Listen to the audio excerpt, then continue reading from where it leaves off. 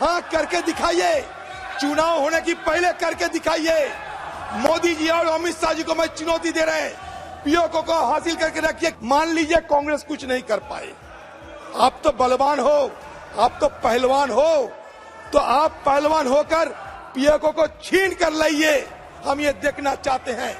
सदन के अंदर आपने बड़ी बड़ी बात कहते कि हम सियाचिन को हासिल करके रखेंगे, हम लद्दाख को हासिल करके रखेंगे, सियाचिन हमारे साथ है। हमारे अमित शाह जी सदन के अंदर ये बात कहते बड़े सीना ठोक कर कि हम पीओके को हमारे देश में लेके आएंगे।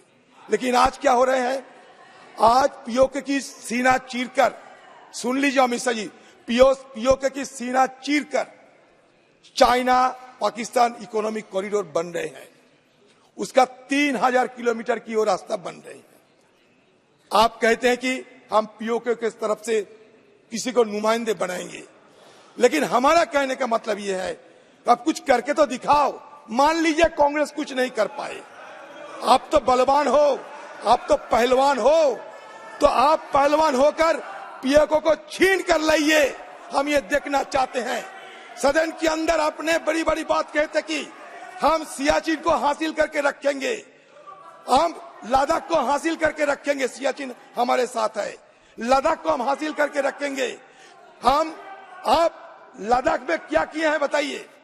अक्साई चीन को शामिल करेंगे क्योंकि अक्साई चीन पीओके के अंदर है, अक्साई चीन कश्मीर के अंदर है, पीओके कश्मीर की हिस्सा है। आपने कहा था, तो अगर आपने कहा था तो अक्साई चीन आप कब लाओगे, पीओके आप कब लाओगे? तो इसलिए पलवानी छोड़ के जो काम होना चाहिए, महिला जुबान पे पलवानी, मैं जुबान पे पलवानी की बात करते हैं, ऐसा नहीं किसी को अपमान करने का कोई इरादा नहीं, मैं जुबान पे पलवानी की बात करते हैं। बड़ी बड़ी बात तो कहते हैं, उस पे भी जो पीओके है उस पे भी महिला आरक्षण रखा है, चिंता मत करो। हाँ सर, बात तो यह कि पीओके तो हमारे हाथ में नहीं है, तो अमित शाह जी कहे कि कब पीओके हमारे हाथ में आएंगे। बलवान पुरुष है इसलिए पूछ रहा हूं, ये दोनों सुबह शाम हाँ करके दिखाइए, चुनाव होने की पहले करके दिखाइए।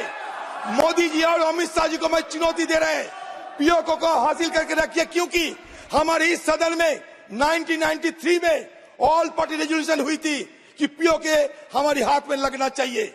अब चीन वहां से सड़क बना रहे हैं, चीन के खिलाफ एक जुबान, चीन के खिलाफ एक बात नहीं कहेगी। 3 युद्ध लड़े हैं, तीन युद्ध लड़े हैं, अब तक कुछ नहीं हुआ, इसलिए कि हमारी देश में इंदिरा गांधी जैसा आयरन लेडी थी। 3 युद्ध हुई हैं, इसलिए बचे हुए हैं सब कुछ। इतिहास को विकृत मत किया करो। आप हमारे देश की गृह मंत्री है, सुबह शाम नेहरू जी के खिलाफ इस तरीके की अनवेरिफाइड बात मत करो, इस तरीके की इल्जाम लगाने की बात मत किया करो। आप क्लासिफाइड क्यों करके रखे हैं? बूचर की रिपोर्ट को क्यों नहीं डिक्लासिफाई कर रहे हैं आप बताइए? सारे कुछ क्लासिफाइड नहीं रहना चाहिए। पुराने समय आप सब बातें बोल लिए हो, अब तो इस पे बिल पे बोल रहे हैं। सर बात यह कि सर किस समय क्या हुआ था इस विषय पे सर, अगर हमारी तरफ से इतिहास की ऐतिहासिक दृष्टिकोण की तरफ लंबी डिबेट नहीं करते, ऐतिहासिक दृष्टिकोण की छोड़कर अभी सिर्फ इल्जाम लगाने, आरोप लगाना, ये हमारे लिए सही नहीं होगा, क्योंकि हमारे कोई प्रधानमंत्री देश की इंटरेस्ट छोड़कर किसी दूसरे को मदद नहीं किए। लेकिन आज इस तरीके की इल्जाम लगा जा रहे हैं कि जैसे कि एक अपराधी थे कोई हमारे पूर्व प्रधानमंत्री, ऐसा नहीं।